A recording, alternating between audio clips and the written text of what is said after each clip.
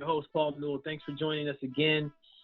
It's a gift and a pleasure to be here, and thank you for tuning in. I see the numbers, and I see you all listening. I see you listening, and it's appreciated. And today, I'm excited for this podcast that we have because I have two powerful black men, resident black men on this podcast today. And we're going to go into a topic specifically for black people. And I don't know why I just had this like gut feeling about this. Actually, I do know why, because this is a topic we get to talk about, and this is a topic I would tend to shy away from. I expected somebody else to do it. And I think this is us being personal leaders and starting to use our wisdom to provide steps as to what's really going to help us be sustainable and relevant, resonant, powerful going forward. So today, I have one of our past guests, Stan Louissaint. I said it right that time, didn't I? That's right. Thanks a lot, Paul. Thanks for having me, pal. Yo, who you with? Happy to be back. Yes, man. Yo, a lot of good vibes on that podcast that you had. And listen, I was also getting a lot of feedback because you dropped a lot of positive, powerful gems as an entrepreneur, and also about knowing value. Got a lot of feedback on that one. And Vincent Wrice, did I say that right? Yes. So this brother right here, I physically just met him through Zoom, and you all will see the Zoom about a week after, or a couple days after the audio. And after hearing this brother speak, it's like, okay, we've been connected in past lifetimes at some point. Like, I don't know what it is. Like, this dude's words are resonating deeply with me. And Vincent, if you can give a little intro, because what I know of you, you're a professor for computer science. And from what I've heard about, from what I'm hearing from you, it sounds like you have some social activism or insight. So can you give a little intro to the people? And then Stan, I'm going to have you do a quick intro as well. Just give us a little insight about who you are, man. I'm Vincent Wrice. I'm a senior professor at Union County College, professor of computer science. I teach a lot of coding classes. I got a couple of degrees here and there. I have a undergraduate in information systems. I have a graduate in information systems, and I have a law degree. So I have some readings that I've done, and I have a perspective on life. I think going to law school was an advantage because it gave me a view on life that other people don't necessarily get. I attended a historically black college in the Deep South, Florida A&M, and I'm a member of Divine Nine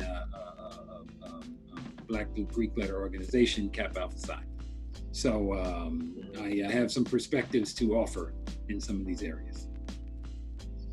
Blessings, Vincent. And I'm telling you guys right now, and one thing I'm going to add to it, my man knows how to pick out frames because the frames he's rocking are fresh as hell. Just want to put that out there. Thank you. So Stan, man, if you could give a little, a quick intro, or just however you want to, just to reintroduce the people to you if they have yet to hear the podcast that you on before. All right. Thanks a lot, Paul. Stanley Louissaint, owner, principal, and founder of Fluid Designs. Pretty much a IT company based in Union, New Jersey. Been in the business now for 21 years. Pretty much my story is pretty simple. I got a computer and never left, right? My life has been defined by most of that work, and in that respect, definitely my life intertwines in many, many different ways. Even Vinny and I, right? Vinny and I have a history. I've known this guy since I was 13 years old because of schooling and different things. Yep. So it's been an interesting ride. And it's going to be very good to go back and forth with everybody today because this is going to be a little bit normal, a deviation, from my normal chats with anybody, especially when it comes to a public forum, right? Everybody's trying to maintain the business image, but the days are different, so we got to talk about the things that need to be talked about. Ashay. And listen, the thing we're going to talk about today is, are we really all we need? And for people that are like, what the heck does that even mean? Well, glad you're asking and thinking it. right now with everything that's going on with the protest, and now there's more, to me, it seems like things are a little bit different than they were before. I mean, like, and I'm curious as to what is it? Is it because everybody's been at home or what have you? And what's coming up around this time is that there's more calls for supporting Black businesses, patronizing Black businesses. And, Stan and I are in a group that's Black-owned businesses. And when we had this conversation, we started talking about this in the pregame, about what does that mean for us to really be able to sustain an all-Black business community? Like, what does that mean? Or even just, what does it mean for us to sustain our communities for growth so that we can have our contribution as Black people to shifting the narrative of what's out there? And, we touched on a couple pieces in the pregame before we got started here. And I'd like for us, Kings, to start to dissect some of these pieces. And one of the pieces, Vincent, you ran through several things that were powerful. I'm going to run through those and then we can dive into them. And then wherever the conversation goes, it'll go. Sure. One of the things the first thing you said was that we get to clean up we get to clean up ourselves individually and collectively in regards to our culture, community. Second, I heard you say was adopt the same mindset as a racist. You brought up a book, Starfish and the Spider. And then the third part that you added is stop romanticizing tradition. So I want to touch on the first piece. And let's have a conversation about that. Well, and the first question is, what does it mean to clean up ourselves individually and collectively? So I'd like us all to comment on that. And Vincent, let's start with you because you started to kick this off. I mean, we're not perfect, so that's not what I'm saying, that we need to become, Amish, we need to become Puritans or anything like that. But we need to have, there needs to be some sort of code, some sort of cultural code of conduct, which really means we need to shift our social capital. In our individual and collective communities, social capital is what drives the Black community in Black communities. Social capitals, whereas, what am I driving? What church do I go to? Who are my friends? What are the group of friends I hang out in? And it can be, socially anchored activities. So it becomes, what do I wear? How do I sound? That kind of thing, as opposed to shifting that to a more human capital focus. What can I do? So it's less, what do I represent? And more, what can I do? What is my contribution, or what is my potential contribution to this community? Right? So that's important, about cleaning up ourselves. And that means, so I'm saying in cleaning up, it doesn't mean we're going to eradicate crime in the Black community. We are human beings. We are all the same. There's going to be crime everywhere, right? True. But does the crime have to have the behavior that it manifests in the Black community, and it's become, this violence that the crime exhibits has become more of a thing in the Black community than it should be, but also than the Black community can handle. It is too much. Interesting, because as you're saying that, especially I guess the term, especially being particular about language, instead of clean up, it's more like tighten up. Yes. It's more tighten up our game in regards to our mindset here. And I'm hearing you saying we get to shift from whether it's what am I taking or what do I show the community compared to what am I doing in the community.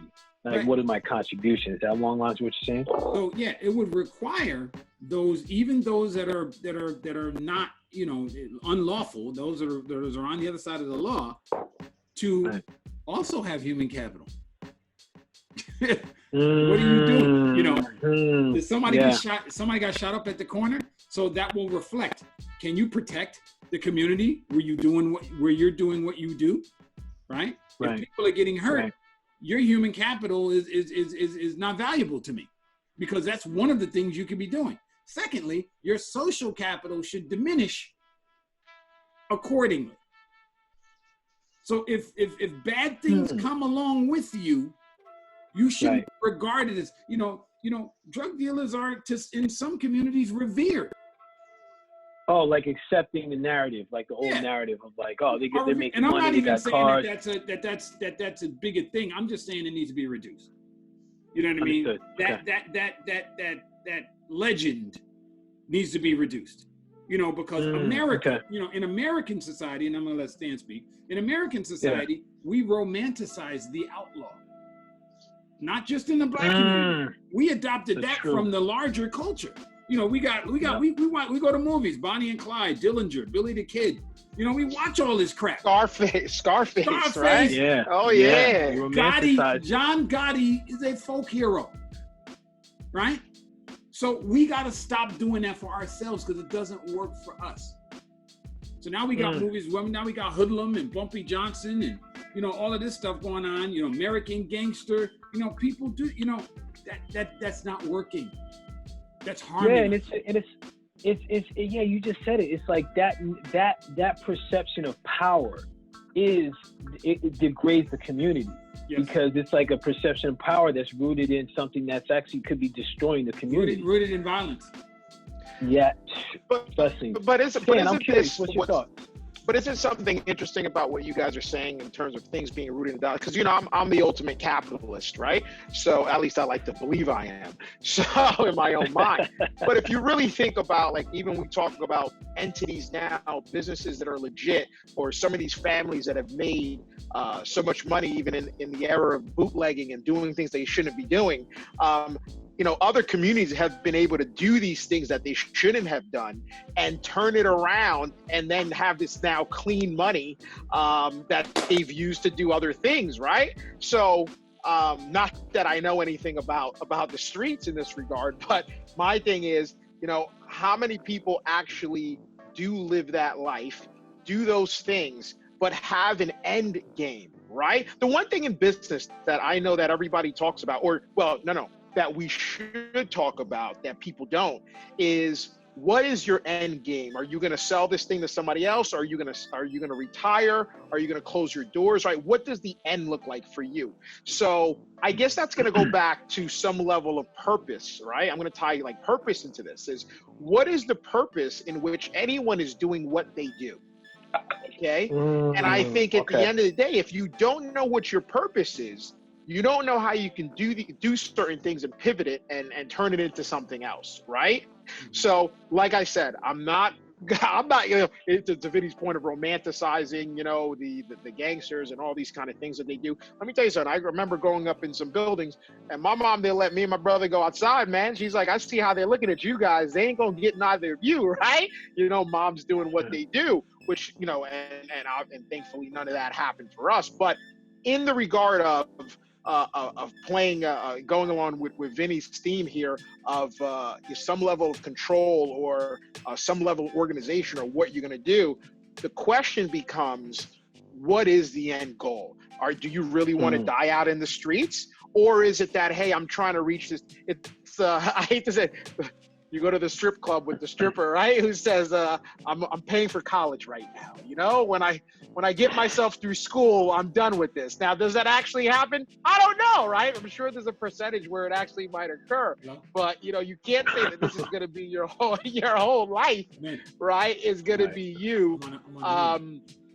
You live in this life, ultimately. So that's kind of my opinion in that regard. But of course, on the other side of being legit, right? I look at the world a little bit differently as opportunity. But I do think that when we really think about all these things that we're talking about, or some of these conversations, I think purpose is the thing that's going to keep standing out in my head today, because whatever it is that we do, we have to do it with purpose. You have to know what that purpose is. You got to know what your mission is. You got to know what is it that you're trying to attain or avoid. There's something. I think sometimes we might move and not fully understand what that purpose might be. But I think that's actually at the root of a lot of things that people as individuals do or don't do. And of course, that stuff can affect the community as a whole. I'm digging what you're saying there, man, because like it's so a couple questions come to mind. And for those that are listening, I think another word that we can interchange, can easily go back and forth with purpose is intention. Right? It's like, okay, what's the intention? Because I like what you're saying there, Stan. It's like, listen, you got to have a purpose to know your end game. It's like, I've been using this example recently with people like, listen, we got to do something. Or like, we need white people to do something. I'm like, okay, well, what do you want them to do? What's the purpose? What's the intention? Because it's like going to your GPS and saying, drive me somewhere. Like, what do you mean? Well, I got to go. Well, where do you want to go? Okay. And it's the same thing with our attention. Wherever our attention goes, energy will flow. The question I have too is like, for you, when you said like, what is the end goal? What is the purpose? Out of curiosity, who do you see asking that question? First, let me examine that question in and of itself. So you wait, which one? The purpose end game, and then I'm gonna unfold that a little bit into, because there's a historical perspective to purpose and end game. Oh, you about to break history? Yeah. Okay, and then it's a fiction that you have to have purpose. Like everything doesn't come from purpose. You know what I'm saying? I'm telling you, Joe Kennedy, I don't know if he had purpose. He was just selling liquor. You know what I'm saying? He got to something during the process. He didn't have a purpose at its inception. You know what I'm saying? He was just a bootlegger. You feel me? And eventually he got into the situation like, I got to do something. You know what I'm saying? So we may be at the point, right? We may be at the point where that's what we're saying. I got to do something. So now let me break this down historically. In the evolution, now the United States is a fairly new country in this world. Okay. Yep. We're only a little bit over 200 years old in the big scheme of things. We're new, right? Now, free black people are even newer. So to say, why isn't this working for us like it worked for the other groups, the Italians, the Jews, the whomever? You know what I'm saying? First of all, ignores the fact that we just got in the game of a country that just got in the game. So we're a new entrant to a game that is fairly new. And we've been, and in the big scheme of things, we're doing quite well. In the evolution of the nation and the evolution of black people, we are 1920s Italian immigrant. Now, for several reasons that our development is rather retarded. A, because we were enslaved and we were set free. And B, because we're not really free. You know what I'm saying? So considering considering that, so what worked for everybody else is not going to work for us. You follow what I'm saying? Because of the structure of our culture, the culture is built on us being at the bottom. It is what it is. It is what, I think Toni Morrison says, when every immigrant comes to this country, they come to this country with one thing in mind. I'm not them. They're at the bottom. I'm coming, inserting myself above those people.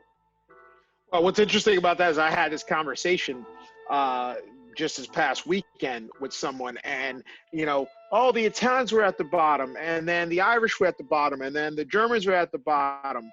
And I said, what's interesting about that is it was in the bottom rung amongst people, white folks, but they were still a class of people below them, right? They were at the base of that. And Vinny and I talk about this often is, most people, white folks, have the ability, regardless, right? If I was Jewish and people didn't like Jewish folks, right? I can shave my beard. I can change my last name, right? I can, assimilate, right? At some point, I can assimilate into the greater group. Yeah, I can pass or I can assimilate, right? And that goes, right? So at some point, I can fake it till I make it, right? I can fake it till I make it.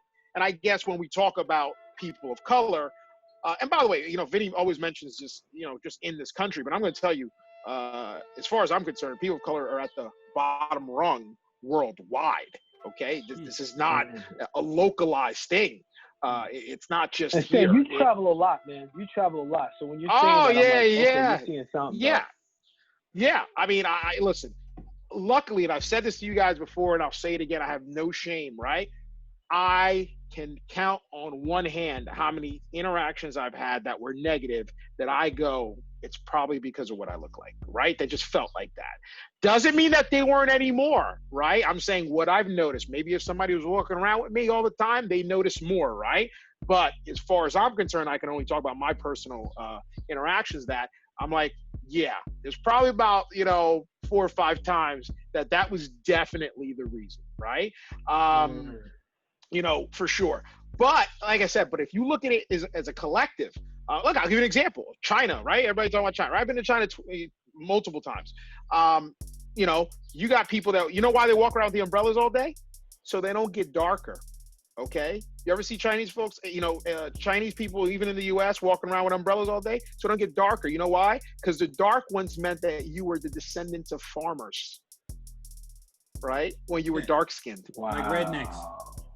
No different, right? Where the redneck comes from. Correct.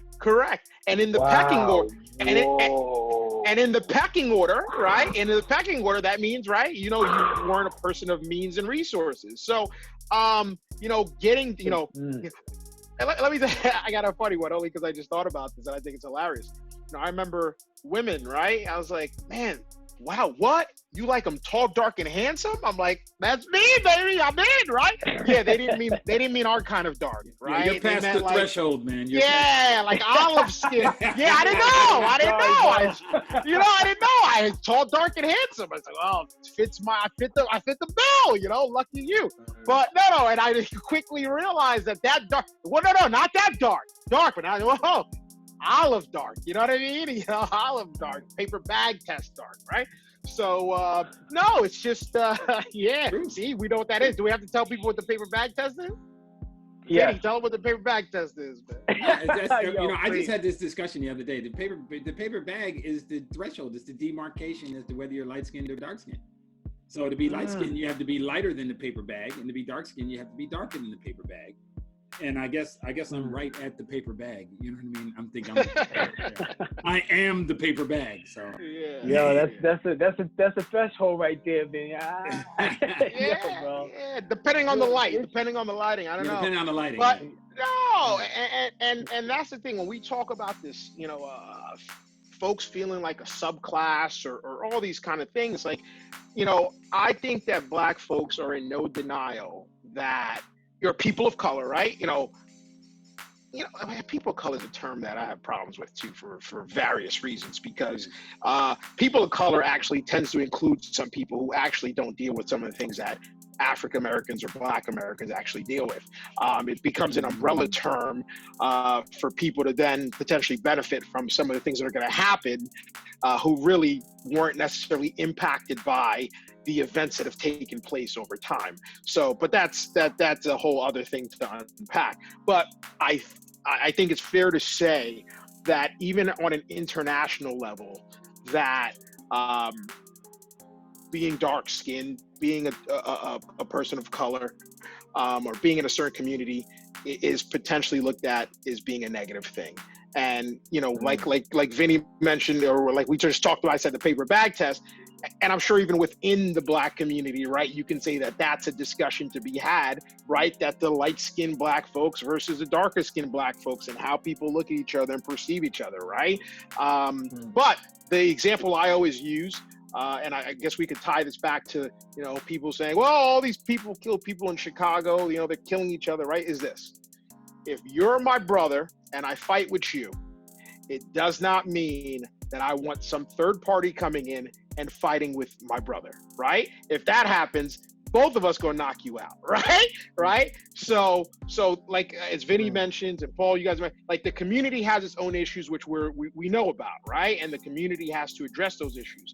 But that still doesn't give anyone else a right to treat somebody poorly, mistreat them, and anything else with any level of respect, just because you think that you see somebody in the family treating somebody else in the family badly, right? It doesn't give a third party the opportunity to do that. But with that said, yeah, I mean, look, right? We all got stories, right? I mean, you see, what was it? There was a soccer game, right, in Eastern Europe, right, where guys getting booed and being yelled monkey, right? Or there was some African American guy on one of the teams. I mean, I think it's fair to say that worldwide, international, we know where we rank, and it's just that simple. Yeah. Well, back to your point about who can come into the community and do what to whom. You talk about this quote black on black crime situation. It's another deal with social capital. We need to redefine the social capital around those sorts of violent acts against us. Whereas if you are going to do something, you know what I mean? If you're killing people in my community, you are not one of us. Period. Regardless of what you look like, regardless to your cultural heritage, I'm going to bring it back to that social capital. You know what? Right. Because I don't count it as black on black crime. I don't count it. They're not one of us. That's not me. He's a criminal. He's doing something to harm me. If he sounds like the Chris Rock joke. Yeah. Remember the Chris Rock joke? Right. I don't know if I should say it. Say it. There's black folks and then there's niggas. Yeah. You know what I'm saying? But if he's going to do that, you ain't one of us. You have automatically excluded yourself from the group by having that conduct. So because you're killing yourself. So I'm saying we need to redefine the social capital. We need to redefine what that is. So I wanted so this is right now. This is a part I want to segue to that second piece that you spoke about, Vincent, with adopt a different mindset. Right. And I want to move it into that because when you first said adopt a mindset of a racist, I was like, what is he talking about? And then when you broke it down, I'm like, okay. So can you give an insight on that piece? And then I want to do the same thing. Let's do it round robin then. Okay, because we treat racism, right? We treat racism like it's an act of volition, like it's a conscious act against black people, which only holds accountable the most egregious racists, the people who said, I don't like fucking black people, I'm gonna do this. It really discounts a whole swath of people who may not quote unquote be racist, but may be, I'll call them practicing racists, you know what I mean? Where they exhibit the conduct, they don't go to church every Sunday for the Church of Racism, but they are practicing racists. You know what I'm saying? Now, those are the same ones that are like, I'm not racist. Yes. And I think those are the ones they that have like, to understand. But racism is the American crucible. It is our problem. It is it, right? So in order to say that, you have to understand that racism is so ingrained into American culture that people do it without thinking. It is what is done, right? Secondly, it is so pervasive in our culture that even black people participate in it. You understand what I'm saying? It is that thing. Yes. So in thinking about, to say this, right? So the white person who, quote, isn't racist will still do things to further the cause of racism, maybe more so than the black people do it as well. So you say you got an interview for a job, right? Right. Now here's the thing. When you get an interview for a job, it means that on paper, you're good enough. They called you in to say, okay, let's see what this guy got to say. So the interview is, do you fit in? Can this guy work in this space with these people? Yeah, interesting. Yes. Or it's partly verifying the stuff you put on your resume, but it's mostly seeing if you fit in. So the fit in part is the racist part, because people will act, group behavior is such that people will act for the group without prompting, without a plan. So there is no plan to be racist. It is just what is. And people automatically gravitate towards these tribal behaviors. Well, I naturally feel better if it's a white person over a black person. And so if you're a black person and they hire, you know, like me and Stan talk about, we read this thing called What Is Man by Mark Twain. You know what I mean? What are you satisfying, you know, when you do that act? Are you satisfying something your dad told you years ago? Are you satisfying a group? Are you satisfying the people you hang with? You know, and you'll tend to see that people in groups, you know, but the group behavior never works on behalf of black people. So the only group behavior that could work on behalf of black people is the group behavior that black people exhibit for themselves.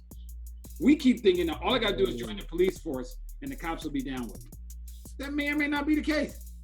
It's not the case. I read the article of a guy who was like all the police bored, and he got beat with a baton because he was part of a protest. He's on the police commissioner board or whatever, and forget where it was. We don't get. I'm sorry. We don't get the advantages of groups that we join if the group is dominated by non-black people. We don't get all of those advantages. So if I'm hearing you, I just want to make sure I'm hearing you right. So what you're saying is adopting the mindset of within our community, do you fit in? It's really coming back to that construct of cleaning up the individual and collective. Is that right? Correct. Because now it's like we're being more selective. Like, hold on, are you fitting in with what our purpose or what we're looking to accomplish? Correct. If not, then you're staying out. That's like that mindset. That's what Orthodox Jews do. That's what Amish do. That's what, you know, and you got all, you know, even and other ethnic communities do it as well. Mm-hmm. You know what I mean? Mm-hmm. And what happens is for other ethnic communities, as opposed to more religiously oriented communities, the ethnic communities, several generations in, get watered down and they lose the purpose. The religious communities have something that they follow constantly. You know what I mean? Yeah. They have something that they're following at all times that keeps them focused, that keeps them on track. Like a standard. Yes. Yeah. So wait. I want to jump in on that. So I think this is, especially what Vinny just said, it's a very good point to mention something, because Paul and I share something in common, which is we're both first generation Americans, right? So my mom is from Haiti and Paul's parents are from Jamaica, right?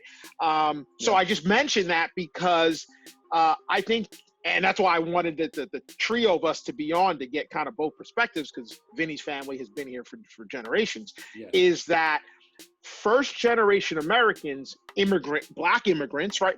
First generation black immigrants, right? So, I mean, I was born here, but still my mom was here. I view things very differently because of the purpose or the reason why my mom came here, right? Everything was, this is going to enable my kids to have a better opportunity than they would have had back in Haiti. So the comparison for me that was always made in the house is, well, what did Haiti necessarily do for you guys, right? This is why we're here, and the opportunities are here that didn't exist back there, right? Where Vinny, for example, there is no back there, right? There is. Well, you know what I mean. There was, all right.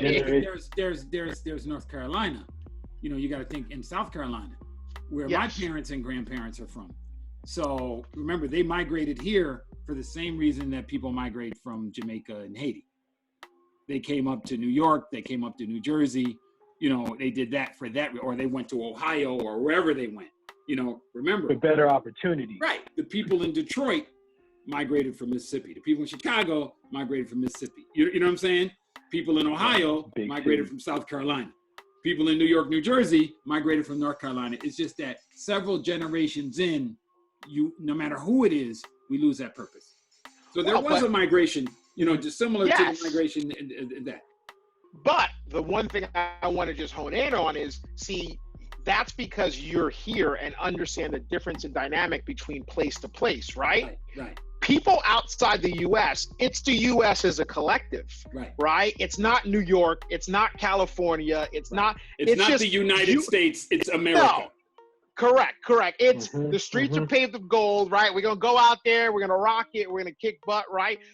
Listen, I've heard it from plenty of immigrant groups, right? So, but I still think that it's very relevant to know, because you don't learn about the subtext or some of the different things that happen until you're here, you're integrating, you're learning these things as you go, because at least, like I said, maybe I think it's very different now. I mean, the perspective of the country. I mean, the fact that there are people marching on an international level, the optics of the country are not good right now. But let's just go back in time. But still, for plenty of people, actually, when they compare it to where they're from or where they live, right, it's still seen as, what is the land of opportunity, right? I mean, that's the catchphrase. And I can't say that, I haven't benefited from that. But go ahead, Paul. I'm sorry. I don't want to chop you off. Well, no, it's okay. This comes back. It really does come back to our conversation. And what you're saying, Vincent, is, my thinking back on my dad, like when I would have my overnights with him and we go get food, I can vividly remember him cursing out Black Americans. Like, he was like, "You're lazy." He was like, "Get a damn job." He was like, "Don't call. I'm not your N-word." He was like, "Nah." He was coming out of these people, coming at these people like hard. And I remember, and so when Stan and I were talking about this conversation, I remember even growing up, like my parents had a standard for us where it was like, I grew up in Summit, affluent white town, where it was like, okay, like, I'd play at people's house and like, okay, you got to go now. My dad's coming home, or like, or like then for Black kids, they'd be like, I don't want to hang out with you. You sound white. So there was like this thing, and also coming home, like slang was unacceptable. Like talking street, they call my parents would call it unacceptable. So there was that bit of racism, and my judgment there was like my dad had a hatred towards American Black people. Like he just had this impression of them, like, or this thought that like, well, they're less than, or like they're lazy because they're failing to take advantage of the opportunity. Now this dude came here in like 2 years. He was in government housing with the kids, with the family. Then he got an income profit. Then he got another house, and he just went after it. So what you're saying is like, is starting to connect with me, is like, if we as a people, like I'm looking at this as like, if we as a people are more, what's the word I'm looking for? If we're more demanding of our standards, if we're holding each other accountable to our highest selves, like there's a different shift. And I think that also weeds out a lot of the ones that are in that social capital of like trying to show and do all these things. Well, there's a self-weeding in immigrants, and the immigrants that come here are the most ambitious ones. The ones that are similar to the Black people that they complain about here never leave the home country. Tim, did we talk about that too? We did, but Vinny just stole my thunder. Oh, he just stole my thunder. Sorry, Stan. That's what I wanted to come out with. Like, I was ready. I had it teed up. Wait. There's 1 billion people in India, right? Is there 1 billion? Oh, here we go. Okay, go ahead, Stan. Stop talking. You're taking all mine. Nah, man. Right. Go ahead, rock on. I'm the numbers guy here. I'm the numbers guy. I'm sorry. No, in all seriousness, right? No, to Vinny's point, right? 1 billion. If you say 10% of their smartest folks leave there and come here, right? What is that? 100 million people. That's a third of our population right now. Well, oh, by the way, stereotypes, right? Of course, some of them, right? I mean, I know, the conception that every Asian is smart, right? Every Asian is smart. Right. Well, that's because you used to have to take a test. They used to take a test to get here. Right. They didn't let the not smart, the ones that weren't smart didn't get let into the country. Now I'm not saying that's still true today, but the point is, like Vinny's saying, is there was a weeding out process. Paul, you, my mom, your parents, my parents, right? Yes, strong. I'm going to leave here. I'm going to do something better. And like you said, there's plenty of those people who are doing nothing, who would be hanging out on the corner, right? That are still back in the mother country, right? 100%. And I think that's extremely interesting and extremely important to note. But going back to Vinny's tribal, right? The concept of being tribal. I think immigrant groups are the great example of this. Because most of the time, people that immigrate for somewhere else, what do? they go to a place with other people who look like them, who speak the same language as they do. Now, they may end up believing that at some point in time, but by and large, that's what you do, right? That's why there's a huge Haitian population in Miami, right? There's usually, right? You can pick these pockets out where people just go because it's like, hold on a second.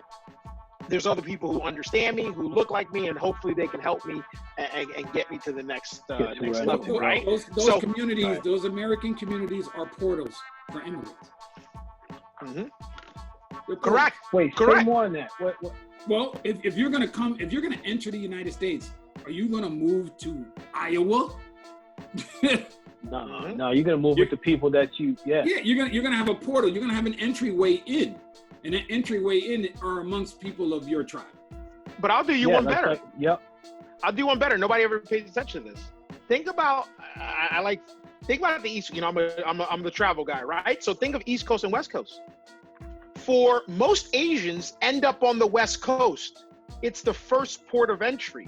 It's closer to get to the West Coast. Right. There's a reason most Caribbean people and Latin people are in the South, right? I mean, most Mexicans are in Texas and Southern California, right? Proximity and location, right? A lot of Caribbean folks, Black Caribbean folks are, right, Florida or New York.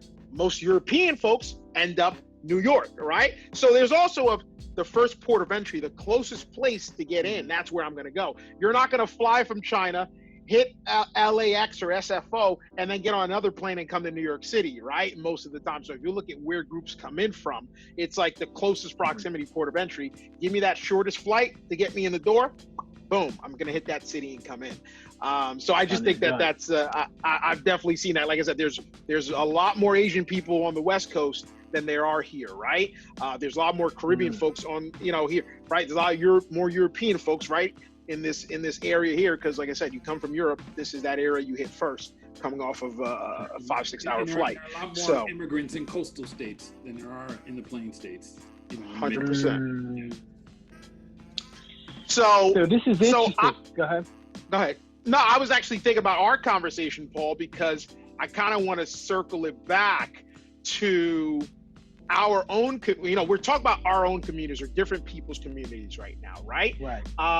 But something we can all agree on is, regardless of community, no matter how well you do or how high you feel you elevate your status, do people of color ever feel that they get fully integrated into other communities? No. I mean, listen, I'm gonna speak to my experience. Because we had an interesting conversation on this, man. Because I felt that in these communities, like there was free of being integration. There was very little true, authentic integration, right? And especially after that conversation, Stan, part of that was me because I didn't trust it. I didn't trust the container. I didn't trust the space of being able to fully allow myself to integrate. And I was telling, when Stan and I were talking about this, I noticed for me that I detached. For example, I really don't hang out a lot in my town. I'm good.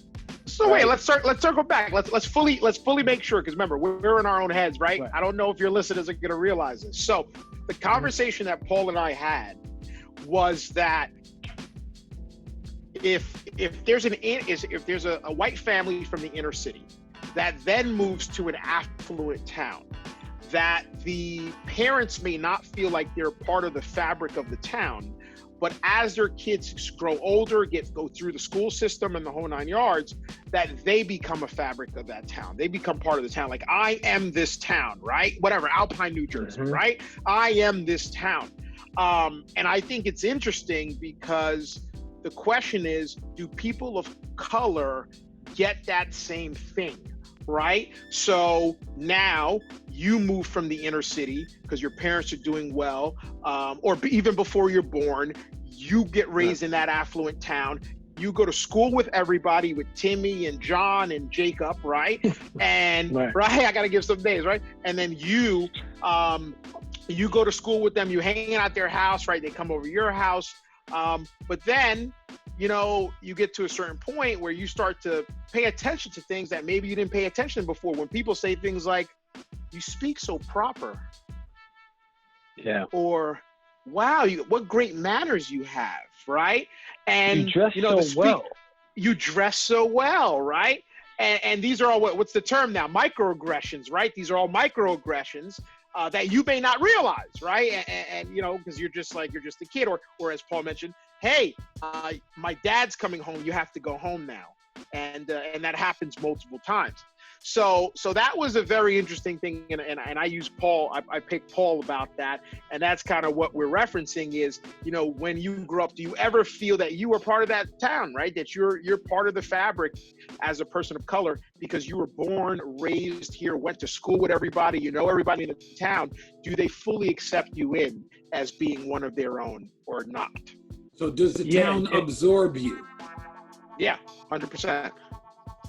Yeah, so I have, and Stan, thank you for that, man. I'm glad you gave the context because I just went right to the end result. I went to Z without going through A, B, C, D. So thank you for that. It's all right. Co-moderator. Yeah, exactly. Because I was just like, man, I'm hearing this conversation. I'm taking notes. It's interesting because, I would say, because I have older siblings, that my three older brothers came from Jamaica. My parents and my sister and I were born here. So, like, with the exception of my brother Wayne, who lives in North Carolina, everyone's still up in the area. And I would feel like, on a level, I would feel like, we're immersed in the town. Like, oh, you're Carl's brother. You're such and such. Oh, yeah, I know, blah, blah, blah. Now, I understand, like, there's a level, right? And, through my personal development and, like, addressing my trauma and wounds, I have a tendency to distrust a space that really I feel like has yet to fully accept. And when I say that, like, how I know, or like my judgment now is, if I'm fully immersed, is if shit went down, could I bring my boys there and know that they're safe? Okay. Do I know, like, if something happens, like, hey, listen, do I know I can go to any one of these families that, supposedly accept and welcome me? Can I go to them and be like, keep my boys here safe, and I know that they'll protect them? And my judgment is that majority of them wouldn't want to. Like, they separate, like, oh, that's you and that's you. Now, that's my perspective, and also that's my experience of what I've seen and what I've been through, right? Because there's, especially I think when there's a certain affluence, right, or a certain level, it's like, well, we're the elite, and you're this. Mm-hmm. So that's where my thoughts and that's where my experience come from. And so I was like, really, like, to me, I choose not to integrate. I choose to stay where I am in my lane and associate with who I associate with. And I have my own community that's outside of this one. So this is where No. Well, when Stanley was talking about when everybody comes here, the immigrants come, and you say, we were at the bottom rung. We're the Italians. We're the Irish. We were at the bottom rung. And what's really being communicated there is, like, we're not even on the ladder. You understand what I'm saying? We are the ground to which the ladder is placed on so that everybody can climb up the ladder. So, having said that, make it more real to you, because I'm reading this book called Stamped from the Beginning, The History of Racist Ideas in America. What's it called again? Stamped from the Beginning, The History of Racist Ideas in America. And it's written by a guy named Ibram Kendi. He has a top-selling book right now that's flying off the shelves with all these protest calls, How to Be an Anti-Racist. Okay, that's why I remember that name. Yeah. Okay. So, so what you have here is we, all the way going back to writings from the 18th and 17th century, that we're not even human to a lot of white people. Now, I don't know how many white people, we're like domestic pets to them, almost. Like pets that have been domesticated. Now we can talk and live amongst them, but we're not them. They don't see us as part of who they are. So making us, here's a point. We are not citizens in this country. I don't care whether you're naturalized or you were born here. We're not citizens. We have a provisional citizenship in the United States. You understand Speak what more I'm on saying? that. It's revocable. Yeah, no, I want to. We don't enjoy the fact that we have a 13th Amendment is speaking to the fact that we're not citizens. We've had laws changed to try to enforce, to try to say, look, they're people too. There are laws on the books saying that, which implies that we're not. Why do we need to have our rights enforced? We do not have the same rights everybody else has, which means we are not citizens. If we were viewed as a citizen, cops wouldn't kill us. And on top of that, the same thing you're talking about being absorbed into your community, we are not citizens. We are not them. If America wanted this killing to stop, it would stop. Right. It would stop today. It would stop. If we were considered citizens, No, if they wanted it stopped, regardless to it, because that woman in Central Park, that Amy Cooper woman, one of the first things that happened to her was what? They took her dog and they took her dog first. Her dog. They took the dog first. That happened before anything else. They took the dog first. She lost her dog first. Because her dog was adopted. So that's not even based on citizenship. Yes, they took her dog first. She lost her dog. The first act against that woman for what she did was losing her dog. Whatever she did to that dog, or whatever happened, they felt like the harm to her dog was enough to act immediately. Yes. You see what I'm saying? We are not people, and by virtue of the fact that we're not people, we are not citizens. And that applies to almost every country we live in. Because our citizenship is revocable. Let's put it like this, our citizenship is revocable. The rights that are incident to our citizenship are revocable. We can lose our life. That's the ultimate right? They can just snuff us out and get away with it. And here's the most important point that people have to understand. If the public wasn't comfortable with it, it wouldn't happen. Yep. You understand what I'm saying? Yeah, I do. As a matter of fact, from the police department's inception to today, their job is to protect them from us. Right. Well, it's like funny because I say like it's to protect and serve, and then I say who? Correct. Yeah, but wait. There was a rule, but there was a ruling down somewhere. I forgot which court, where essentially he said protect and serve is not the job of the police department. I'm just saying, it came down. That's not, that was a phrase that they started to use, but that wasn't necessary. But I'll tell you this right now, the way I'm looking at things with the landscape, I mean, you see the videos, I mean, it ain't just people of color, right? They're taking everybody down. Whether you want to call it an abuse of power, militant, I don't know. All right. I mean, everyone it's open to interpretation based on who you talk to. But at the end of the day, I don't know. I don't think, I don't. All right. I'm skeptical. Let me just say that, guys. All right. It's just going to be more of what? No, that it's all of any change, any real change, right? I believe it's going to be more of the same. I hate to put it out there and speak that into existence, I guess, but historically, I guess we can say that there's nothing that's been done to show me that it's potentially going to be otherwise. And I had somebody tell me this, right? And I just want to just mention it. I'll give him some credit here. A friend of mine who said he can't believe that this is happening right now. And the reason he believes this is happening is because during civil rights era, all people of color asked for was just to be treated equally. No one asked to, for payback or anything else. And he goes, white folks couldn't just do that. Okay. So now you've gotten to a point of potentially creating some militant, I'm not saying that they didn't exist before, but people that, feeling like, really that this needs to change, but it's just, at the end of the day, they fought on just that. You know, I mean, I'm not saying that's all, you know, but that's how he encompassed it, and it made a lot of sense. You know, it made a lot of sense that, you know, it just keeps going. This is interesting, man, because like, you know, I know we're definitely over the hour, and I wanna talk to, like, wrap up with this piece about stop romanticizing tradition.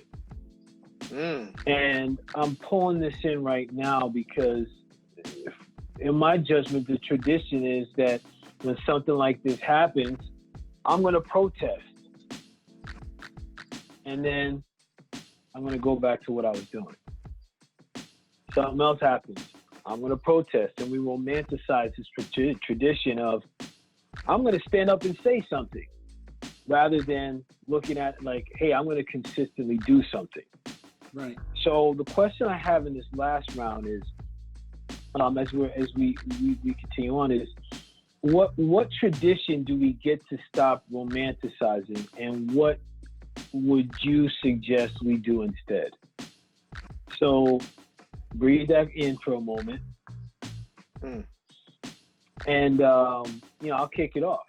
So the tradition that I'm saying we stop romanticizing is that we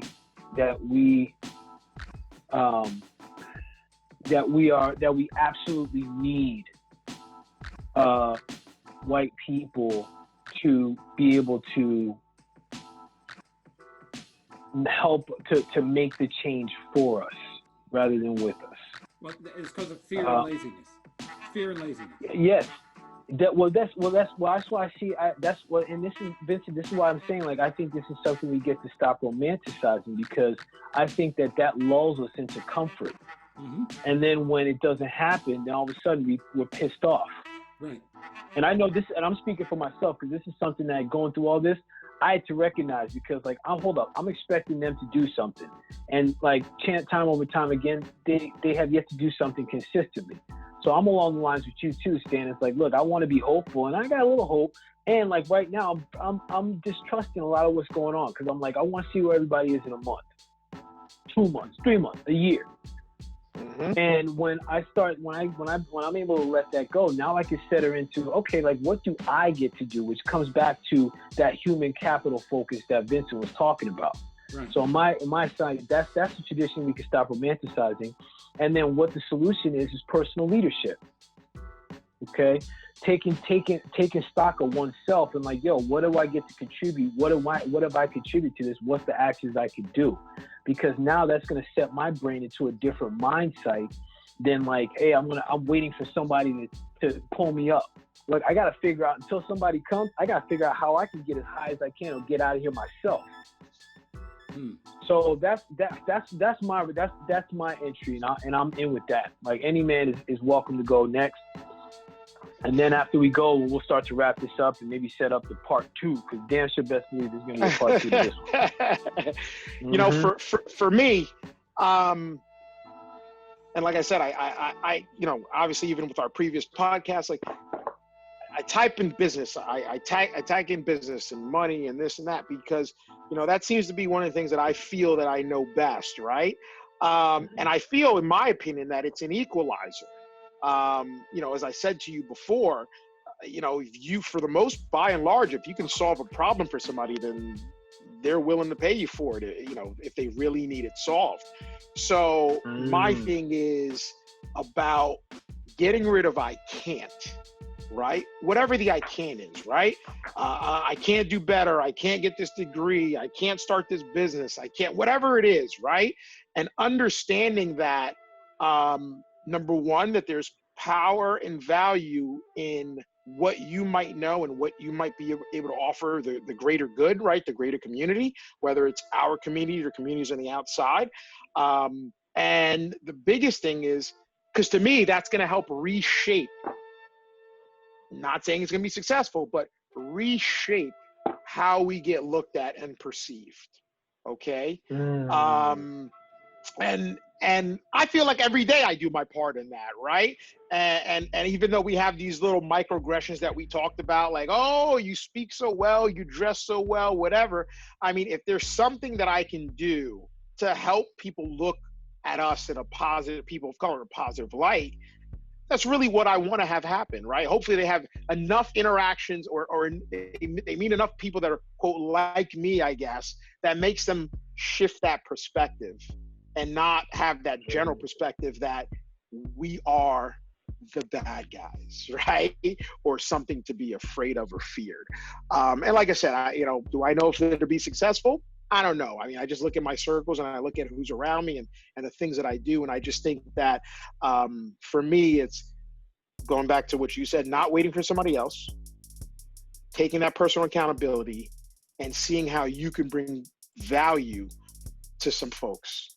And hopefully when you bring them value, they in turn will see your value.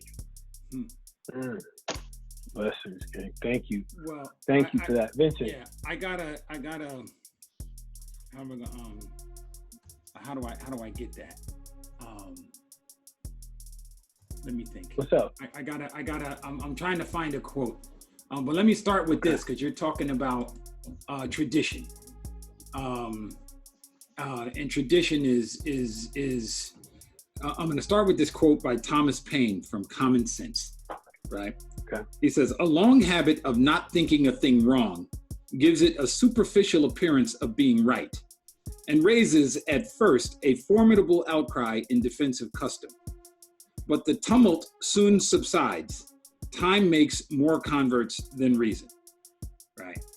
So what that's saying is, sometimes, you hear people all the time, that's the way we've always done it. That don't make it right. You know what I'm saying?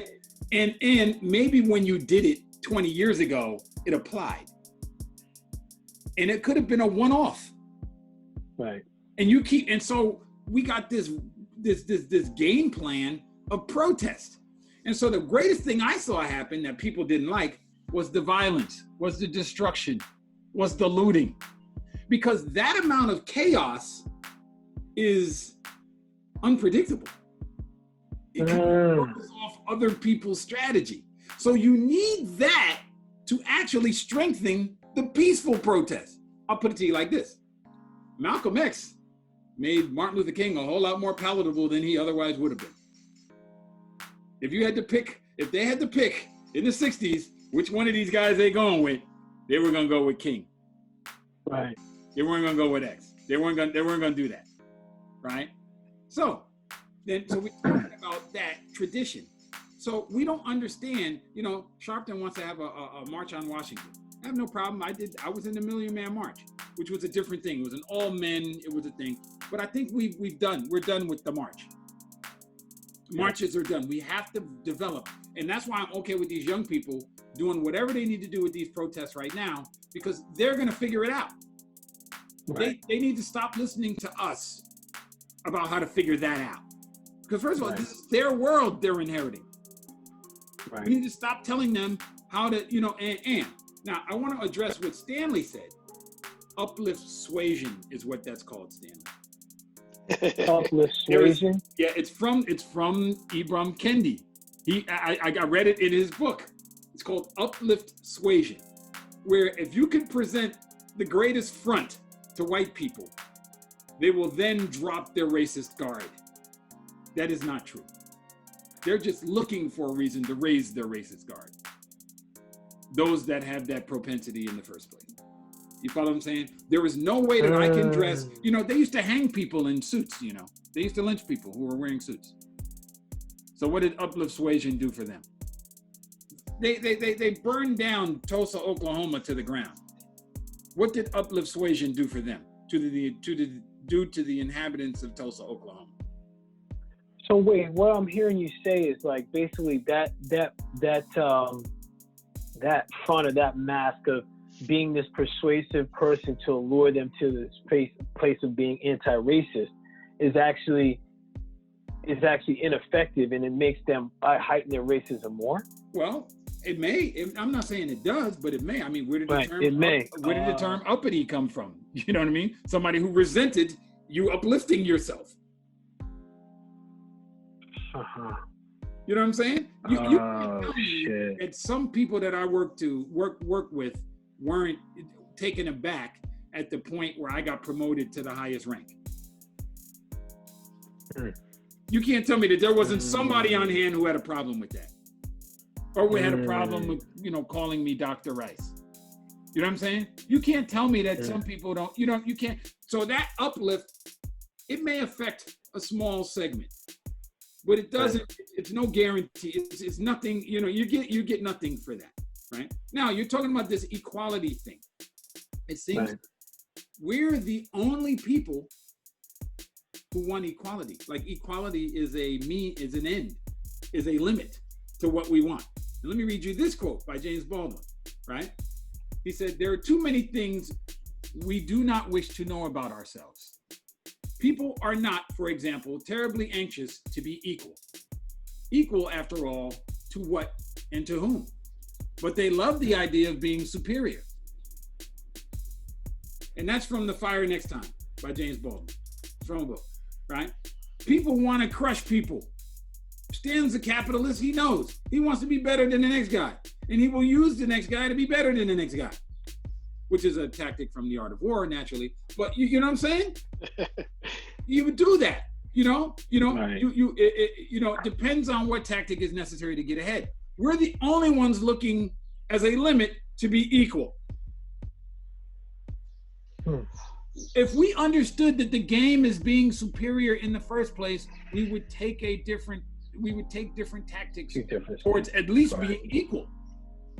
Yeah, that's an internal oppression piece. Like, you got to do twice as much to be on the same level.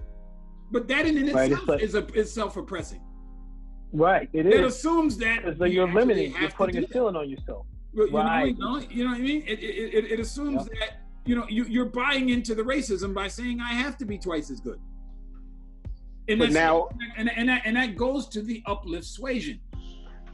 Now, see, my thing around, I like to combat you in this regard. So my thing with the uplift suasion, right? This new word that you probably said to me 100 times, which is this, right? And then this is going to be part of the second one, but I'm going to throw it out there right now. When I think of the business world, which is what I always think about, and the money that needs to be spent, made, garnished, whatever, right? If you're not putting up the right front, then I'm not going to be able to capture those dollars from other communities that I'm trying to capture. Correct. I didn't say that wasn't. No, I just want you to know, because I guess I didn't say my full intention. But that's Stan, part of it. That don't mean you ain't still that nigga that they do business with. Oh, of course. Of course. Oh, but wait. I don't care as long as the money ends up in my pocket. We're talking about a psychological, emotional thing as opposed to a monetary thing, right? Yeah, no, they're gonna get that value. They're gonna get that dollar. But at the end of the day, all things being equal, or not even equal, they may fire you to go with the guy who's just a peg below you because it makes them feel more comfortable. Oh, believe me, that's tried to happen a few times, but right. Damn. Wow. No. So, man, listen, because this right here. Okay, yeah, we're gonna have to come back on and do this, because I'm even thinking right now, like, this may have to be broken out into two parts. I don't know, and I want us to come back and have another part to this conversation, because, like, I just think that there's a lot that we can unpack in here. And, like, I have a feeling like we could hit another level and be on here for another hour and a half. And I wanna cut it here and give us another space, another time. And as I cut it here, I want to check in with you, man, before we wrap up.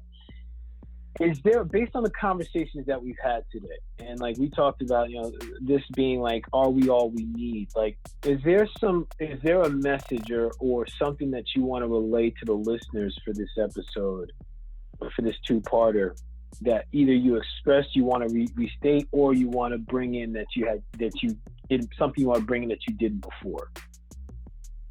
All right. So,